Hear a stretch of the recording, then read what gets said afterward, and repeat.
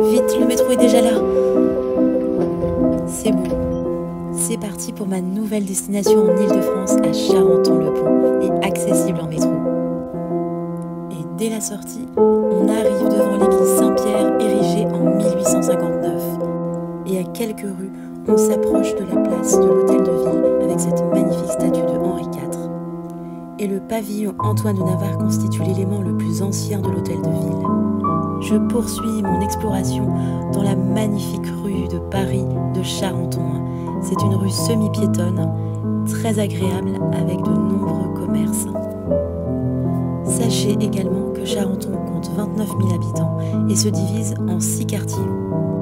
Je me dirige vers le quartier Pasteur avec ce premier pont qui sera loin d'être le dernier que je vais franchir. Charenton ne manque vraiment pas de panorama. Regardez. Et voici le portail d'entrée, vestige de l'ancien château de Conflans. Et j'arrive à la médiathèque du patrimoine et de la photographie, anciennement école d'architecture. C'est magnifique. Je me dirige maintenant vers le parc de Conflans.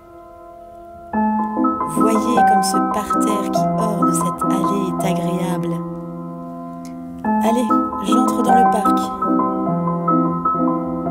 Et voici la magnifique chapelle de Conflans, érigée en 1867.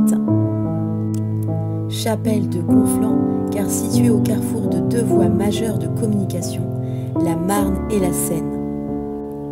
Voyez un peu la beauté de ce parc, c'est sublime. Direction le quartier de Valmy avec la chapelle Notre-Dame de Valmy, achevée en 96, et le pavillon nord du château de Bercy et le pavillon sud du château de Bercy. Ces deux édifices se font face.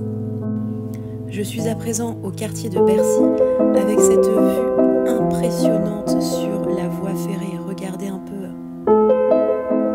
Il me faut longer les voies et traverser un nouveau pont. Et c'est loin d'être fini. Me voilà près du périphérique que je dois longer. Puis, nouveau pont, cette fois-ci au-dessus du périphérique. Regardez, c'est impressionnant. Et encore un autre pont pour arriver au bord de la Marne. Je crois que j'ai bien mérité ma belle balade le long du fleuve. Et voyez à Charenton, selon l'endroit où l'on se trouve, on passe soit en dessous, soit au-dessus des ponts. La ville doit d'ailleurs son nom à un pont, le pont de Charenton, que l'on aperçoit. Allez, il est temps pour moi de regagner le centre-ville en passant par ce petit pont et par ce charmant escalier qui longe les voies ferrées et le sublime périphérique. Bon, blague à part, c'est vrai que le chemin ne manque pas d'originalité. Me revoilà dans la sublime rue de Paris, si animée, si colorée, pour rejoindre tranquillement Paris.